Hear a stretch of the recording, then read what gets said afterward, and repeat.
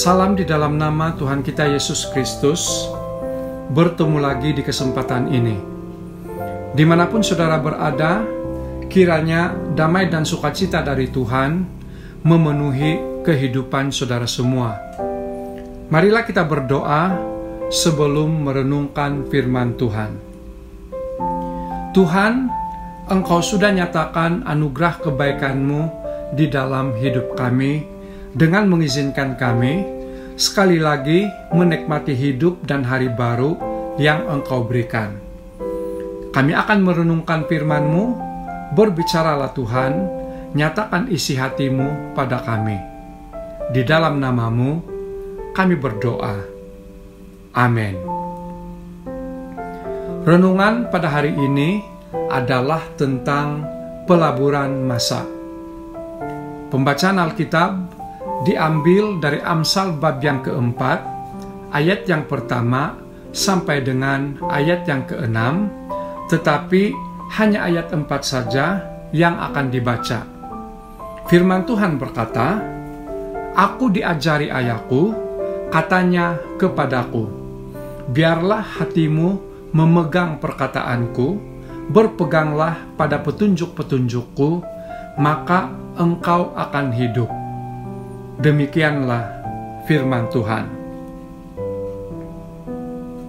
Saudaraku di dalam Tuhan, seorang tokoh politik serta diplomat Amerika abad ke-19, yaitu Charles Francis Adam, mempunyai buku harian pribadi.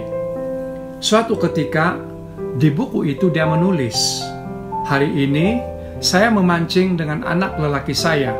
Suatu hari yang terbuang dengan percuma. Ternyata anak lelakinya, Brooke Adams, juga mempunyai buku harian pribadi.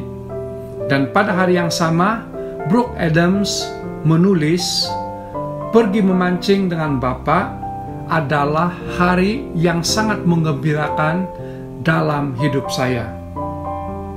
Saudara, perbezaan pandangan terhadap satu pengalaman yang sama. Yang satu merasa membuang masa, yang lain merasa bahwa si ayah memberi pelaburan masa yang begitu berharga baginya. Saudara, perbezaan cara pandang seperti ini mungkin selalu berlaku. Kita merasa membuang masa ketika hanya bermain dan berbincang dengan anak-anak. Sedangkan bagi mereka, itulah tabungan emosi dan kepercayaan yang mereka dapat dari kebersamaan dengan orang tua. Dan inilah keadilan Tuhan.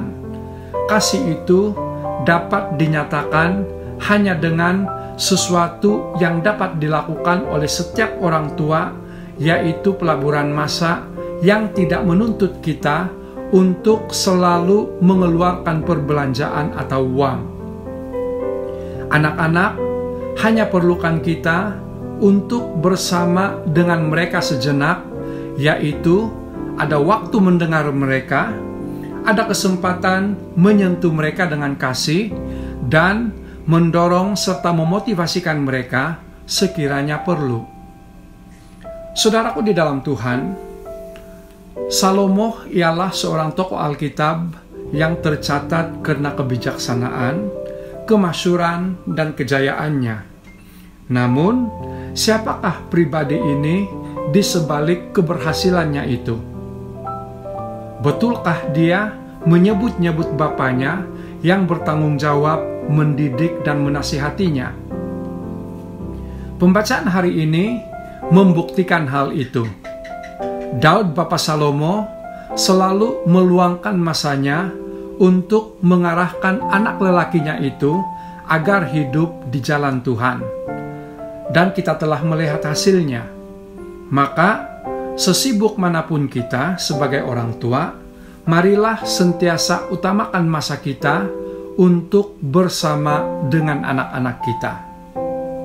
Saudara, anak yang mencapai keberhasilan dalam hidup mereka dibesarkan oleh orang tua yang meluangkan masa untuk mereka. Kiranya diberkati, marilah kita berdoa. Tuhan, Engkau sudah berfirman, tanamkan di dalam setiap hati dan kehidupan kami, agar dapat menjadi dasar bagi kami untuk sentiasa mendekati anak-anak yang sudah Engkau percayakan dan pertanggungjawabkan pada kami. Kiranya dengan pelaburan masa yang kami luangkan bersama mereka akan menjadikan mereka pribadi yang lebih mengenal lagi Tuhan di dalam hidup mereka serta masa depan mereka. Berkati keluarga, saudara, dan teman-teman kami, dimanapun mereka berada, Engkau sertai, pimpin, dan pelihara mereka. Di dalam nama-Mu kami berdoa. Amin.